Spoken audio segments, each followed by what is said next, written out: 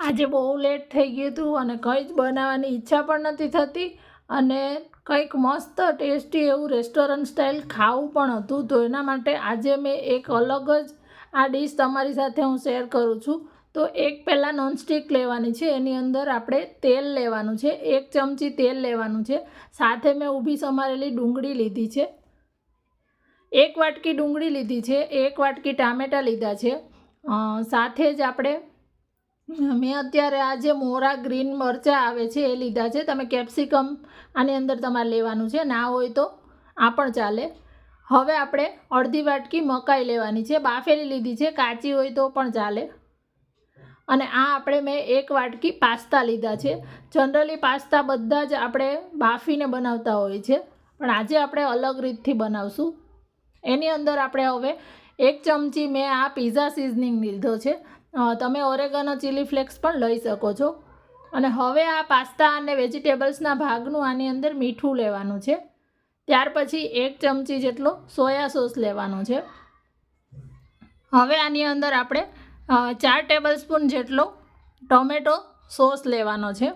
અત્યારે મારી પાસે નથી, પણ જો હોય તો 1 ટેબલ સ્પૂન જેટલો પિઝા પાસ્તા સોસ પણ એડ કરવાનો. સાથે જ આપણે 1 નાની ચમચી લાલ મરચું પાવડર લીધું છે. અને આ મારી પાસે 1 ચમચી શેઝવાન ચટણી હતી, તો એની અંદર થોડું પાણી એડ કરી રિન્સ કરીને લઈ લીધું છે. અને 2 ચમચી બટર લેવાનું છે. ઘરનું મેં માખણ લીધું છે અત્યારે. હવે આની અંદર પાણી એડ કરવાનું છે. તો પાણી છે એટલે તમે જેટલા પાસ્તા લીધા હોય એનાથી ડબલ, એટલે કે 1 વાટકી પાસ્તા આપણે લીધા છે તો 2 વાટકી આની અંદર પાણી લેવાનું છે. અને અત્યારે તમે જોઈ શકો છો કે હજી આપણે આને ગેસ પર તો મૂક્યું જ નથી. એટલે આ બધી વસ્તુ એક વખત સરખી મિક્સ કરી લેવાની છે. આ બનાવવા એટલા સરળ છે ને કે કોઈ પણ વ્યક્તિ આ જાતે બનાવી શકશે. જેને કુકિંગ હજી શીખે જ છે તો એ લોકો પણ આ બનાવી શકશે. હવે આપણે ગેસ ચાલુ કરી દીધો છે. બધું એક વખત મિક્સ કરી, સરસ મિક્સ એટલે કરવાનું કે પાસ્તા છે એ બરાબર અંદર પાણીમાં રહીએ અને ચડી જાય. હવે એને ઢાંકી અને 10 મિનિટ ચડવા દેવાનું છે. તો પહેલાં એક સરખો બોઇલ આવવા દેવાનો અને પછી આ રીતે બધા પાસ્તા અંદર આ રીતે થોડાક પાણીમાં રહીએ એ રીતે એડજસ્ટ કરી લેવાના. આમાં વેજીટેબલ્સ બધા છે એ આપણે કાચા ખાઈ શકીએ એવા જ છે. જે પાસ્તા છે એ ચડી જશે એટલે સાથે વેજીટેબલ્સ પણ ચડી જશે.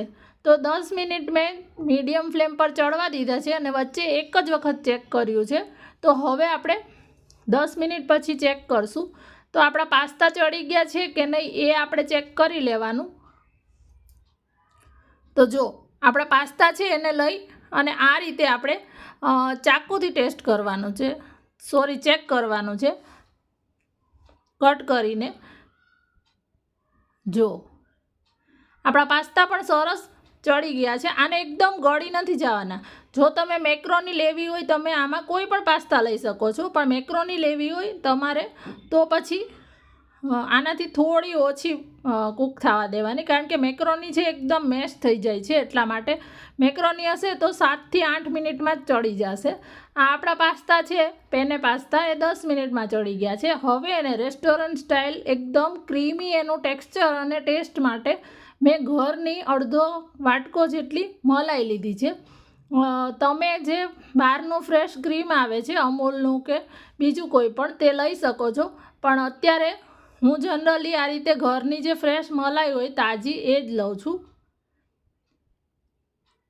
પાસ્તા આપણા ચડી જાય ત્યાર પછી જ મલાઈ એડ કરવાની છે લાસ્ટમાં. અને હવે મલાઈ એડ કરી એક વખત બધા જ પાસ્તામાં આ બધું મિક્સ કરી દેવાનું છે. મલાઈ એડ કરવાથી આનો ટેસ્ટ એટલો જોરદાર લાગે છે ને. જો તમે ના બનાવતા હોય ને તો આ રીતે એક વખત તો બનાવજો જ. મને જનરલી પાસ્તા બહુ જ ઓછા ભાવે છે, પણ આ પાસ્તા આ રીતે બનાવેલા મને એટલા ભાવ્યા હતા ને, એટલા મસ્ત ટેસ્ટી લાગે છે આ પાસ્તા. જ્યારે ફટાફટ બનાવવું હોય ને કંઈક ત્યારે આ બહુ સરસ રેસીપી છે. તો એને હવે ઢાંકી અને ફરીથી મેં 3 થી 4 મિનિટ જસ્ટ એને ચડવા દીધું છે. અને જો આ રીતે આપણા પાસ્તા અત્યારે રેડી છે. તો મારે અત્યારે બસ આટલું આનું ટેક્સચર પ્રોપર છે, પણ તમને જો આ ડ્રાય લાગે તો તમે થોડું ગરમ પાણી એડ કરીને એડજસ્ટ કરી શકો છો.